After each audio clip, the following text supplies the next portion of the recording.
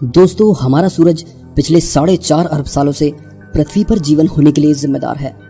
ये हमें गर्मी और भोजन देता है, या एक तरह से ये हमारी धरती के लिए वरदान है। लेकिन धरती का ये सबसे बड़ा वरदान ही एक दिन धरती के विनाश की वजह बनेगा। वो समय कब आएगा और क्या सूर्य से जुड़ी ऐसी बातें हैं जो हम इंसानों को अब तक ठीक से नहीं पता? हमारा सूर्य कैसे बना और इसका अंत कैसे होगा? ऐसी ही कुछ रोचक बातों को जानेंगे आज के इस एपिसोड में। दोस्तों, सूर्य को हम रोज अनुभव करते हैं। उसकी मौजूदगी ही हमारी धरती पर जीवन को संभव बनाती है। ये हमारी रोज की जिंदगी का एक सबसे जरूरी हिस्सा है, जिसके ना होने से पूरी धरती अंधेरे में डूब जाएगी और धीरे धीरे बर्फीले ध्रुवों की तरह जमकर बर्फ के ढेर में तब्दील हो जाएगी। हमारे सूर्य को हम रोज अनुभव तो करते हैं, पर इससे जुड़ी कई ऐसी बातें हैं जो हमें अभी ठीक से नहीं पता। आइए जानते हैं कुछ ऐसी ही बातों को। सूर्य कैसे बना? यूनिवर्स में हमारे सोलर सिस्टम के अस्तित्व में आने के लिए दिया गया इंसान का सबसे एक्सेप्टेबल सिद्धांत यानी नेबुलर थ्योरी के हिसाब से सूर्य का निर्माण आज से करीब 4.5 अरब साल पहले हुआ था। हजारों प्रकाश वर्ष दूर तारों के बीच फैला विशाल आणविक यानी मॉलिक्यूलर गैस के बादल का एक बड़ा हिस्सा ढहने से हमारे इस पूरे सौर मंडल के बनने की शुरुआत हुई थी। यह सिद्धांत बताता है कि आज जहां हमारा सूर्य है, उस जगह पर सूर्य के जन्म से पहले एक या एक से ज्यादा सुपरनोवा जरूर होंगे। किसी नजदीकी सुपरनोवा से निकली एक शॉक वेव ने गैस के उस विशाल बादल की अंदरूनी गैस को इतना संपीड़ित कर दिया कि गैस के बादल का एक बड़ा हिस्सा ढह गया। कोणीय गति के संरक्षण की वजह से यह घूमना शुरू हुआ और बढ़ते दबाव के साथ गर्म होने लगा। इसका एक बड़ा हिस्सा सेंटर में इकट्ठा हुआ और बाकी बचा हुआ हिस्सा केंद्र के चारों तरफ फैली लाखों किलोमीटर की एक फ्लैट डिस्क में तब्दील हो गया। इस पूरी प्रक्रिया में ही लाखों साल लग गए। इसके और कई लाखों सालों तक ये फ्लैट डिस्क अपने केंद्र में उस विशाल भाग को लेकर यूं ही घूमती रही। लेकिन इन लाखों सालों में हमारा सूरज केंद्र में धीरे धीरे अपना रूप ले रहा था। इस फ्लैट डिस्क के केंद्र के दबाव और ग्रेविटी ने भारी मात्रा में ऊष्मा पैदा की। फिर शुरू हुई नाभिकीय संलयन यानी न्यूक्लियर फ्यूजन की प्रक्रिया, जिस पर हमारा सूर्य काम करता है। आणविक गैस के बादल की उस विशाल डिस्क के केंद्र में मौजूद उस भाग ने एक तारे का रूप ले लिया, जो आगे चलकर हमारा सूर्य बना।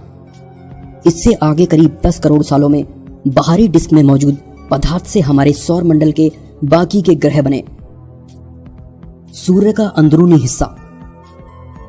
सूर्य की कोर में लगातार हो रहे थर्मोन्यूक्लियर रिएक्शन यानी ताप नाभिकीय प्रतिक्रिया से हर सेकंड लाखों टन ऊर्जा जल रही है, जो कि हाइड्रोजन से हीलियम में बदल रही है, जिससे इसकी कोर का तापमान 1.5 करोड़ केल्विन है। इसके बाद इसकी ऊर्जा रेडिएशन जोन में आ जाती है, जहां इसका तापमान 60 लाख से 18 लाख केल्विन तक गिर जाता है और सतह तक आते आते इसका तापमान 5800 केल्विन रह जाता है।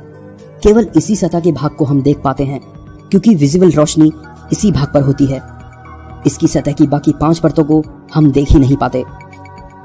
पर एक बहुत ही आश्चर्य की बात इसके बाद शुरू होती है। तापमान कोर से सूर्य की सतह तक आते आते कम होता जाता है, पर इसके बाहर के वातावरण में ये तापमान आकर फिर से कई लाखों गुना बढ़ जाता है। ऐसा क्यों होता है, हम इंसानों को अब तक ठीक से नहीं पता। और सूर्य की सतह की उन 5 लेयर्स को मिला के बाहर के वातावरण का कोई भी भाग हम देख नहीं पाते, क्योंकि वहां विजिबल रोशनी है ही नहीं। सबसे बड़ी बात इस पूरे सिस्टम की ये है कि सूर्य इतना विशाल है कि इसकी कोर में बनी ऊर्जा को इसकी सतह तक आने में ही 1,70,000 साल लग जाते हैं। यानी जो धूप अभी हम ले रहे हैं, उसके बनने की प्रक्रिया आज से 1,70,000 साल पहले शुरू हुई थी। कुछ और दिलचस्प बातें। सूर्य अपनी शुरुआती अवस्था से होता हुआ करीब आधी राह पर है, जिसके दरमियान नाभिकीय संलयन अभिक्रियाओं ने हाइड्रोजन को हीलियम में बदला। हर सेकंड सूर्य की कोर के भीतर 40 लाख टन से ज्यादा पदार्थ ऊर्जा में बदलता है। इस दर पर सूर्य अब तक करीब 100 पृथ्वी द्रव्यमान जितना पदार्थ ऊर्जा में बदल चुका है। हमारे वैज्ञानिकों ने सूर्य की उम्र करीब 10 अरब साल बताई है, जिसमें से 4.5 अरब साल गुजर चुके हैं। सूर्य हमारे सौर मंडल का लगभग सारा द्रव्यमान समेटे हुए है।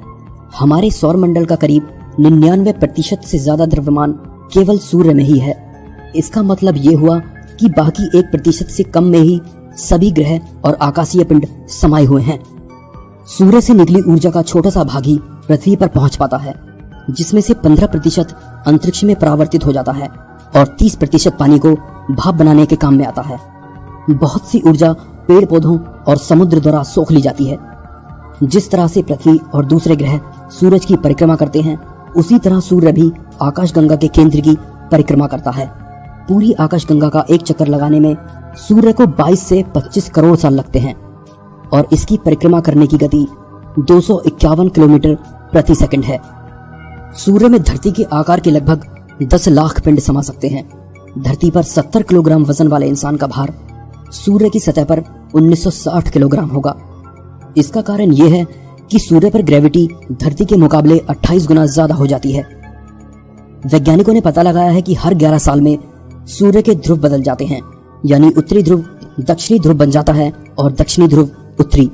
ऐसा क्यों होता है, ये बात हमें अभी तक ठीक से नहीं पता है। सूर्य का अंत। सूर्य का तकरीबन 5.5 अरब सालों में एक लाल दानव बनने का पूर्व अनुमान है।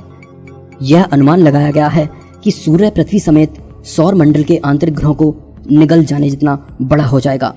सूर्य का सिस्टम नाभिकीय संलयन पर काम करता है। ये हाइड्रोजन को हीलियम में जलाते हुए हाइड्रोजन के सभी एटम्स को हीलियम में बदल रहा है। इसका मतलब ये हुआ कि एक दिन सूर्य में मौजूद सारी हाइड्रोजन जलकर हीलियम में बदल जाएगी। जैसे जैसे सूर्य के बीच के हिस्से का तापमान ज्यादा होता जाएगा, उसके बाहर का हिस्सा और बढ़ता जाएगा और पहले से ज्यादा लाल होता जाएगा। एक बार कोर की हाइड्रोजन समाप्त हुई तो सूर्य का उप दानव चरण में विस्तार होगा और करीब 50 करोड़ सालों के बाद यह आज की तुलना में 200 गुना बड़ा और दसियों हजार गुना अधिक चमकदार हो जाएगा। इसके आने वाले 50 करोड़ सालों तक ये और तेजी से फैलेगा। हमारी पृथ्वी इसके चपेट में आकर शुक्र ग्रह से भी ज्यादा गर्म हो जाएगी। इसकी चट्टान और हर ठोस चीज इतने ज्यादा तापमान से पिघल जाएंगी, पृथ्वी पर मौजूद हर चीज जलकर एक दहकते लावे में बदल जाएगी। जब ऐसा होगा तब सूर्य लाल दानव यानी रेड जायंट कहलाएगा। इसके बाद सूर्य खुद तो ठंडा हो जाएगा, पर पृथ्वी किसी जलते हुए कोयले की तरह हो जाएगी। सूर्य इतना फैलने के बाद बिखरकर एक छोटी गेंद में बदल जाएगा, जिसका आकार हमारी पृथ्वी जितना ही होगा। इसके बाद धीरे धीरे पूरा सौर मंडल ठंडा हो जाएगा। दोस्तों, इस तरह से सूर्य का अंत होगा, लेकिन ये अंत आने में अभी कई अरब साल और लगेंगे। इसरो का आदित्य वन।